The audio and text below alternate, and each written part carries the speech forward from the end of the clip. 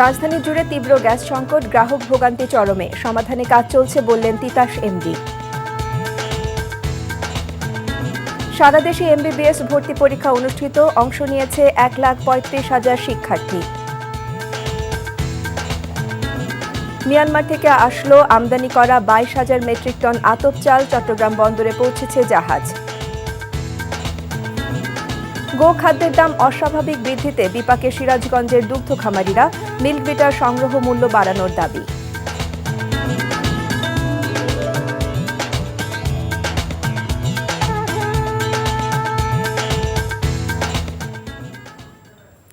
আসসালামু আলাইকুম, আমি আফসানা আলমগীর খান। স্বাগত জানাচ্ছি এনটিভির দেশের খবরে। ক্রাউন সিমেন্ট শিরোনাম দেখছিলেন, এবার চলে যাচ্ছি পুরো খবরে। রাজধানীর রূপনগর, ধানমন্ডি, মহানগর প্রজেক্ট সহ কিছু কিছু এলাকায় চলছে তীব্র গ্যাস সংকট। 12 ঘন্টারও বেশি সময় গ্যাস পাচ্ছেন না গ্রাহকরা। আর রাজধানীর কোনো এলাকাতেই মিলছে না নিরবিচ্ছিন্ন গ্যাস, আবার চাপও থাকছে কম। ফলাফলে গ্যাস নিয়ে অনেকের ভোগান্তিও পৌঁছেছে চরমে। অবৈধ গ্যাস সংযোগের কারণে বৈধ গ্রাহকরা সমস্যায় পড়ছেন বলে মনে করেন তিতাসের ব্যবস্থাপনা পরিচালক শাহনেওয়াজ পারভেজ। জানান, সংকট সমাধানে কাজ চলছে। নাজিবুর রহমানের রিপোর্ট। সকাল থেকে দুপুর গড়িয়ে বিকেল, তবুও চুলায় আগুন জ্বলছে না। রান্না কখন হবে আর কখন সন্তানের মুখে খাবার তুলে দিবেন এই গৃহিণী তাও জানেন না। কখন গ্যাস মিলবে তাও জানা নেই নিম্ন আয়ের এ পরিবারটির। সকাল 8টা থেকে রাত 10টা পর্যন্ত গ্যাস পান না মিরপুর, ধানমন্ডি সহ বেশ কিছু এলাকার মানুষ। আর এতেই ভোগান্তি বাড়ছে কয়েকশো পরিবারের। 6টা বাজে যায়, রাতের 10টা বাজে আসে। এই প্রবলেম হইতেছে আমাদের, খুবই প্রবলেম হইতেছে। বাচ্চাদেরকে রান্না করা যায় না, খাওয়ানো যায় না। আমরা তো বাইরে থেকে অর্ধেক খাবার কিনা খাইতে হয়, একবেলা পাকাইলে তো খাওয়া যায় না ভাই। আমরা গরিব মানুষ, বাইরে থেকে কিনা ডেলি কি খাওয়ান যায়? 2 বেলা কিনাই খাইতে হয়। সকালবেলা বাচ্চারা খাইতে পারে না, গরুলাবান কেউই খাইতে পারে না। আমরা কিভাবে চলবো? একই অবস্থা রাজধানীর মহানগর প্রজেক্টের বাসিন্দাদের। সকাল থেকে রাত পর্যন্ত গ্যাসের আশায় বসে থাকেন সবাই। সময় মতো বিল পরিশোধ করেও সেবা পাচ্ছেন না অধিকাংশ মানুষ। এভাবে তো প্রায় অনেক বছরই হয়ে গেল। তো এখন এইগুলোর জন্য তো আমরা আসলে কার কাছে অভিযোগ করব আমরা সেটাও বুঝতে পারছি না, যার জন্য আমাদের অনেক সমস্যা হচ্ছে, তাই না? বিশেষ করে বয়স্ক মানুষ ঘরে আছে, তার খাবারের ব্যবস্থা টাইমলি কোনো কিছু করতে পারছি না। সিস্টেম লস আর অবৈধ গ্রাহকদের কারণে চাপ সৃষ্টি হচ্ছে বলে জানান তিতাসের ব্যবস্থাপনা পরিচালক। বলেন, এই সমস্যা সমাধানে কাজ করছেন তারা। পুরোপুরি অস্বীকার করব না যে আমার ব্যর্থতা নয়, এটা আমরা চেষ্টা করি যে ফাইন্ড আউট করতে কে এটার জন্য রেসপন্সিবল।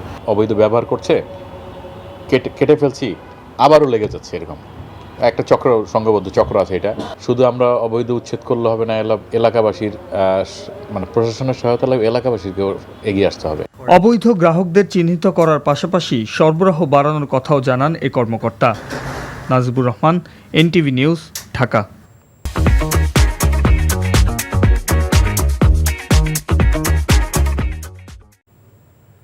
মিয়ানমার থেকে 22,000 মেট্রিক টন আমদানি করা আতপ চাল নিয়ে এমভি গোল্ডেন স্টার জাহাজটি চট্টগ্রাম বন্দরে পৌঁছেছে। এটি অন্তর্বর্তী সরকারের মিয়ানমার থেকে আমদানি করা চালের প্রথম চালান। বন্দর কর্তৃপক্ষ জানায়, G2G ভিত্তিতে গতরাতে মিয়ানমার থেকে আমদানি করা চাল নিয়ে চট্টগ্রাম বন্দরে পৌঁছে জাহাজটি। এতে রক্ষিত চালের নমুনা সংগ্রহ করে ভৌত পরীক্ষা শেষে দ্রুত খালাসের কাজ শুরু হবে বলে জানিয়েছে কর্তৃপক্ষ। এর আগে গত 11 জানুয়ারি উন্মুক্ত দরপত্র চুক্তির আওতায় ভারতের অন্ধ্রপ্রদেশের কাকিনাডা বন্দর থেকে 26,935 মেট্রিক টন চাল নিয়ে চট্টগ্রাম বন্দরে এসেছিল এমভি SDR ইউনিভার্স জাহাজ।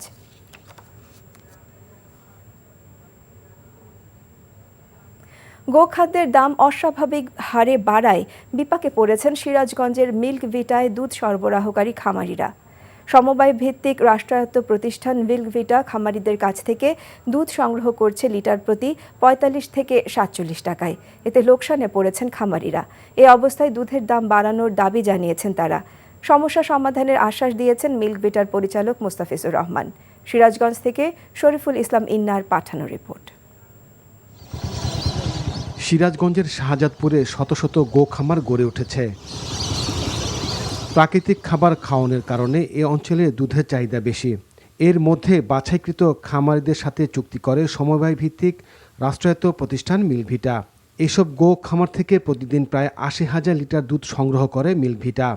বর্তমানে খামারদের প্রতি লিটার দুধের দাম দেওয়া হচ্ছে ৩৫ থেকে ৪৭ টাকা, যা অন্যান্য দুগ্ধ সংগ্রহকারী প্রতিষ্ঠান ও খোলা বাজারের চেয়ে ৩৫ থেকে ৩৮ টাকা কম।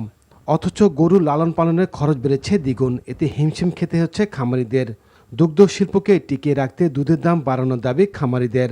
দুধ ধরেন যে আমরা যে খাদ্য কিনি, ধরেন যে খাদ্যের তুলনা দেয় যে দুধের দাম আমার কম হয়, আমরা খুব হিমশিম খাইতেছি আর কি। সব খাদ্যর দাম বেশি বুঝছেন, কিন্তু আমরা এই দুধের দাম পাচ্ছি না, দুধের দাম কম দিচ্ছে।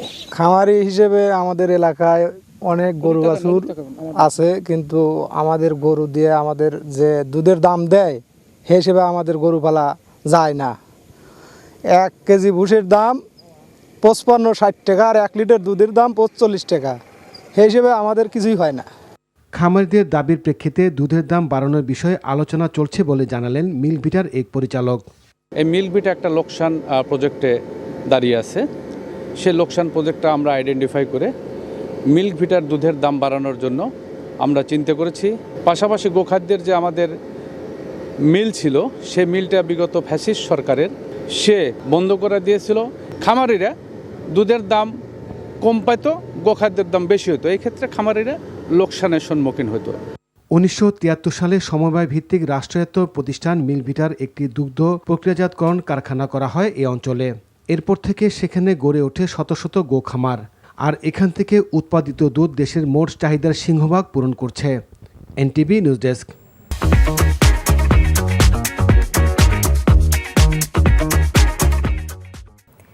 শিল্প উপদেষ্টা আদিলুর রহমান খান বলেছেন, চাষিদের স্বার্থ রক্ষা করে লবণ শিল্পের উন্নয়ন ও উৎপাদন বৃদ্ধির পাশাপাশি স্বয়ংসম্পূর্ণতা অর্জনের লক্ষ্যে বর্তমান সরকার কাজ করছে। সকালে কক্সবাজার জেলা প্রশাসক কার্যালয়ে লবণ শিল্পের অংশীজনদের সাথে মতবিনিময় করেন উপদেষ্টা। দুপুরে সদর উপজেলার চৌফলদণ্ডিতে লবণ মাঠ এবং প্রস্তাবিত লবণ গবেষণা ইনস্টিটিউটের স্থান পরিদর্শনকালে সাংবাদিকদের শিল্প উপদেষ্টা বলেন, লবণ উৎপাদন এবং গুণগত মান বৃদ্ধির জন্য সরকার পাইলট প্রকল্প হাতে নিয়েছে। এছাড়া চাষিরা যেন ন্যায্য মূল্য পান, সেই লক্ষ্যে নীতিমালার আলোকেই লবণ বোর্ড গঠনসহ নানা বিষয়ে কাজ করছে সরকার। গণ অধিকার পরিষদের সভাপতি ডাকসুর সাবেক ভিপি নুরুল হক নূর বলেছেন, শুধুমাত্র নির্বাচন বা ভোটের জন্য গণ অভ্যুত্থান হয়নি, আগে সংস্কার করতে হবে। তিনি বলেন, সরকারের কাজে গতিশীলতা আনতে জাতীয় সংসদ নির্বাচনের আগে স্থানীয় সরকার নির্বাচন দিতে হবে। সকালে রংপুর নগরীর সিটি বাজার এলাকায় গণ অধিকার পরিষদের অফিস উদ্বোধনকালে তিনি একথা বলেন। জুলাই বিপ্লবের স্পিরিট রক্ষা করতে সকল রাজনৈতিক দলকে আরও দায়িত্বশীল ভূমিকা রাখার আহ্বান জানায় নূর। এ সময় গণ অধিকার পরিষদের সাধারণ সম্পাদক রাশেদ খান সহ দলীয় নেতাকর্মীরা উপস্থিত ছিলেন। ফেনীতে পবিত্র কাবা শরীফের সাবেক ইমামের ইমামতিতে জুম্মার নামাজ আদায় করলেন লক্ষাধিক মুসলিম। কাবা শরীফের সাবেক ইমাম শায়েখ ডক্টর হাসান বোখারি ফেনীর দাগনভূঞা উপজেলার রঘুনাথপুর গ্রামে দারুল উলুম মহিউসুন্নাহ মাদ্রাসার 2 দিনব্যাপী ইসলামী মহাসম্মেলনে যোগ দেন। আজ শুক্রবার অংশ নিয়ে জুম্মার নামাজে ইমামতি করেন। এতে লক্ষাধিক মুসল্লি অংশ নেন। এর আগে দুপুর 1টার দিকে কাবা শরীফের সাবেক ইমাম ডক্টর শায়েখ হাসান বোখারি হেলিকপ্টারে রঘুনাথপুর হাই স্কুল মাঠে নামেন। নামাজ আদায় শেষে তিনি আবার ঢাকায় ফিরে যান।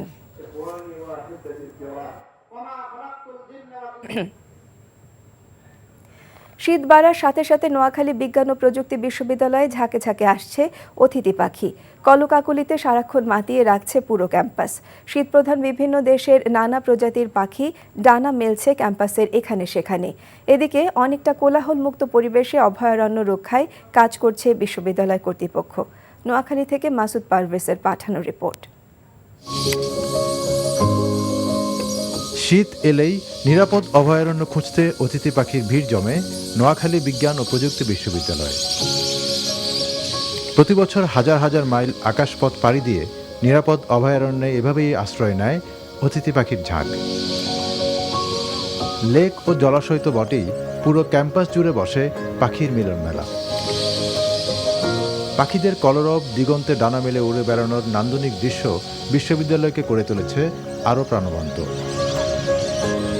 তাই অতিথি পাখিদের দেখতে সকালে ও বিকেলে ভিড় জমায় ছাত্রছাত্রী সহ সর্বস্তরের মানুষ।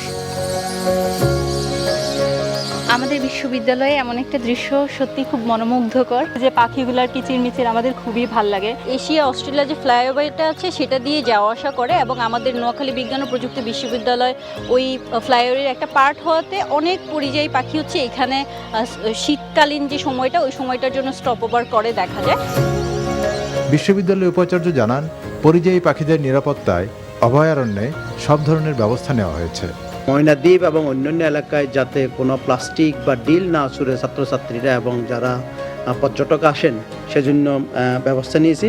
ভবিষ্যতে শিক্ষা ও গবেষণায় এটা একটা অন্যতম উপাদান হিসেবে দাঁড় হবে এবং আমরা বিশ্বাস করি অত্র এলাকায় পর্যটনেরও একটা সুযোগ তৈরি হবে।